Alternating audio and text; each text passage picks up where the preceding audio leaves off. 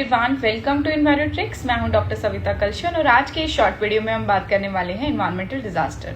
Environmental disaster is man made और natural disaster but each leaving the deep scars on our environment और society.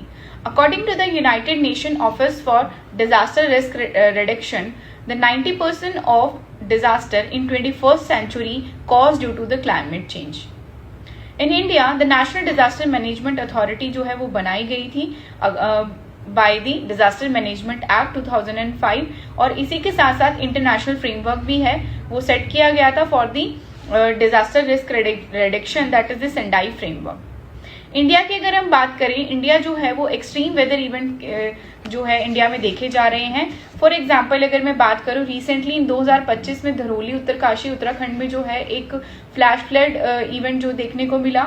इसी के साथ Chamoli district में उत्तराखंड में भी जो है 2023 में क्लाउड बर्स्ट देखने को मिला। तमिलनाडु में साइक्लोन की वजह से जो है आपके 37,000 करोड़ का लॉस जो है वो देखने को मिला। और हिमाचल फ्लड की अगर हम बात करें तो 10,000 करोड़ का नुकसान जो है वो फ्लैश फ्लड और एक्सट्रीम वेदर इवेंट्स की वजह से देखने को हमें मिला।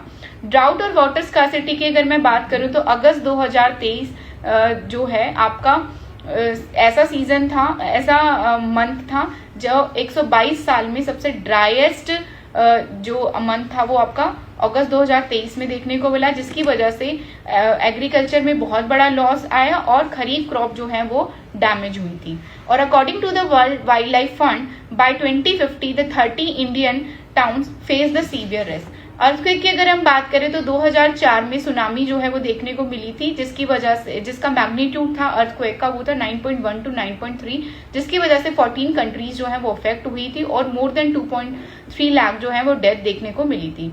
और इंडस्ट्रियल और मैनमेड डिजास्टर की अगर मैं बात करूं तो सबसे पहले और मेजर इवेंट है आपका भोपाल गैस ट्रेजेडी जो इंडिया में देखने को मिला था और ये 1984 में हुआ था, जिसमें मिथाइल आइसोसाइनाइड जो है वो रिलीज हुई थी और due to poor maintenance.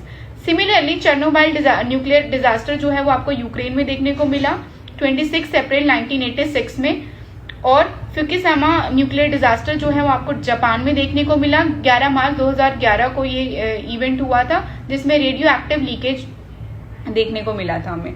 Similarly अगर लव कैनाल यूएसए डिजास्टर की अगर हम बात करें तो ये आपका 1970 में आपको देखने को मिला था और मिनीमाटा डिजास्टर जो है आपका जापान में हुआ था इन 1956 और 1968 में, जिसमें मिथाइल जो है कंटामिनेशन कॉज हुआ था। So save the climate, reduce the risk and do sustainable management.